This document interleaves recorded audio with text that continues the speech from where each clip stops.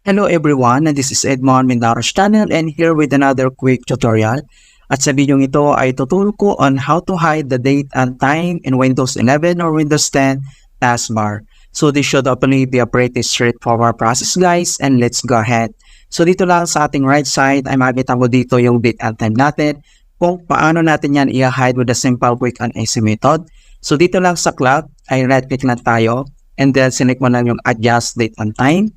Dito sa date and time, scroll down and select yung language and region. Dito sa language and region, scroll down and select administrative language settings. So click lang natin yan.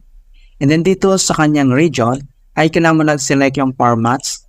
And then dito sa formats, scroll down at select mo yung additional settings. Kung paano natin i-hide yung date and time. So dito lang sa taas ay select mo lang yung time. And then dito lang sa kanyang short time, palitan mo lang yan ng small s. And then click mo yung apply. Then dito naman sa date, ay yung short date, palitan mo lang yan na 3 D na small. Click mo yung apply, click mo yung okay. And then makikita mo dito mga kaibigan na na-hide na yung date and time natin. Alright, so paano ba natin ito ibabalik sa dati naman? Very simple lang naman. So dito lang sa administrative language settings. And then dito lang sa region, sa formats. And then, ang susunod ay click mo lang yung additional settings. And then, i-click mo lang itong reset mga kaibigan. So, reset. Click mo yung yes. So, remove all customizations for the current format.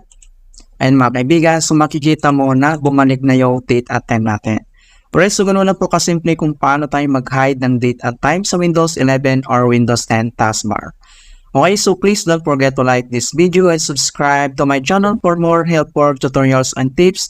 And if you have any questions or suggestions, please leave them in the comment down below. Thank you guys and see you on my next tutorial.